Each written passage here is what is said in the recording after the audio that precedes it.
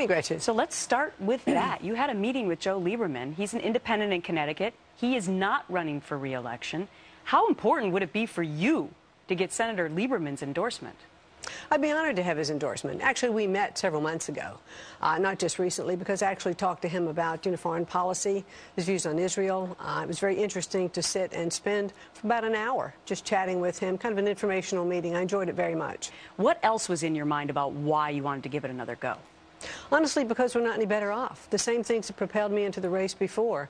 Our debt, our deficit, the fact that my 6 little grandchildren only had 4 when I first started the race, and now I have 6. I want them to have the opportunity to live the American dream that their grandfather and I had. But we're handing them an economy and a lifestyle. They're going to be paying for our debt, for years and years to come if we don't change it. I mentioned in the introduction that you ran a very close race to Dick Blumenthal, the Democrat in Connecticut. He ended up winning. And the exit polls showed that you did not fare as well with women. You've decided now to make this a centerpiece of your new election bid. What are you doing? Well, I'm really touring the state, talking to women's groups. And when women get to know me, they really understand that I am, I'm one of them. I've walked in their shoes. I've been a working mom, a stay-at-home mom. I've built a business.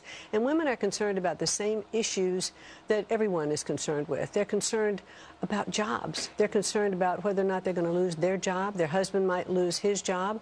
Their kids that have graduated from school aren't going to be able to find a job. They've moved back home.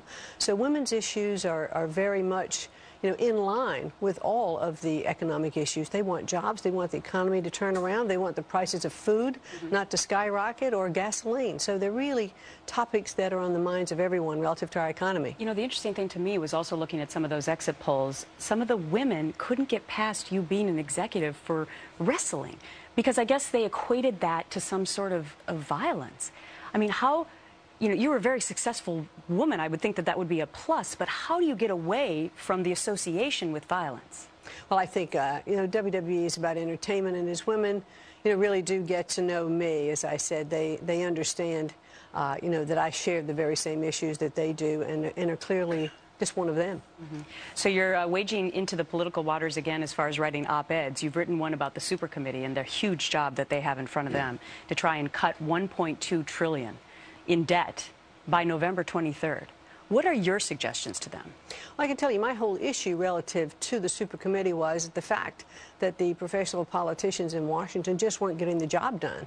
They weren't getting the budget done. They weren't cutting costs. And so now we have a super committee that if they don't get these cuts made, we're going to then have this arbitrary cut across the board, which really impacts, I believe, our national defense, because it's going to cut, half of those cuts are supposed to come out of the Defense Department, which really impacts my state of Connecticut and potentially puts at risk 40,000 jobs.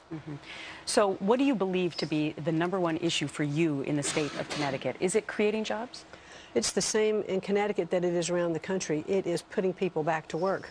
This morning, over 160,000 people woke up in my state without a job.